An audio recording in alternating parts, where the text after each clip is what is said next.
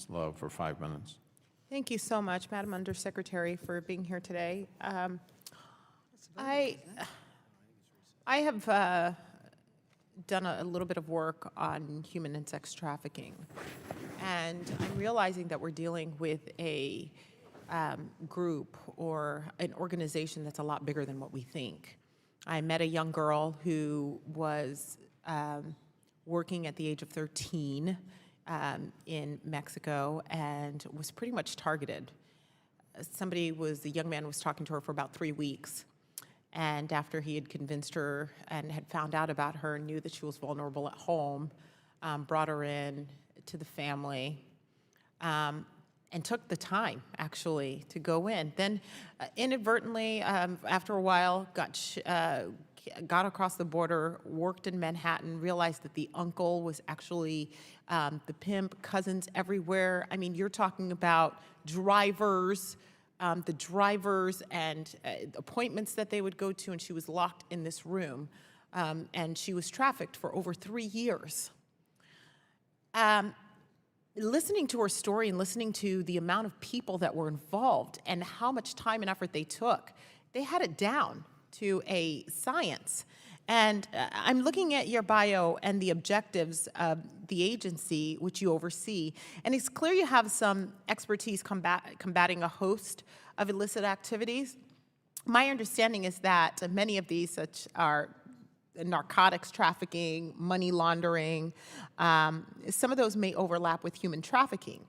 Do you or the agency that you oversee encounter this horrible crime within those activities? And if so, can the Treasury do anything to prevent inadvertently financing for human trafficking?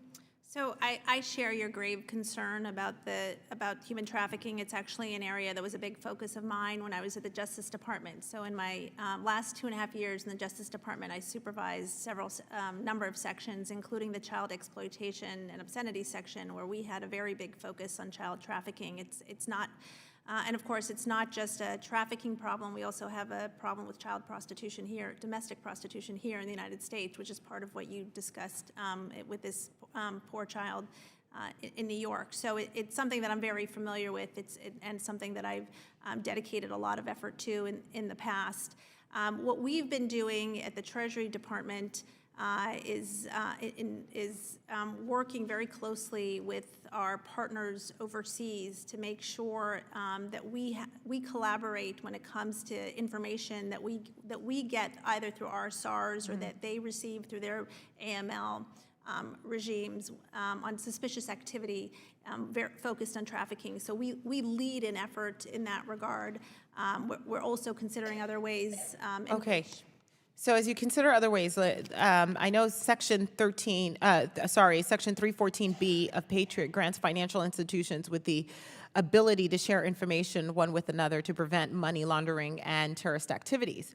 Over the course of this year, my office and I have met with numerous 501c3s and organizations that are working to combat human trafficking, and they have a great deal of information about traffickers, how these traffickers operate, especially in some other countries, and how they're actually connected to the United States. I've actually witnessed a lot of the aftercares that I've seen that may have been inadvertently funded that are used as actual shells for, or I could say the mechanism for actually selling of these children. Do you think it would be feasible and effective to add these kinds of organizations to the list of organizations that would be eligible to participate in 314B? So what I can tell you as a general matter, I think the NGOs provide an incredible amount of extremely valuable information when it comes to trafficking, and I worked at the Justice Department. We worked closely with the NGOs in a wide range of child exploitation issues.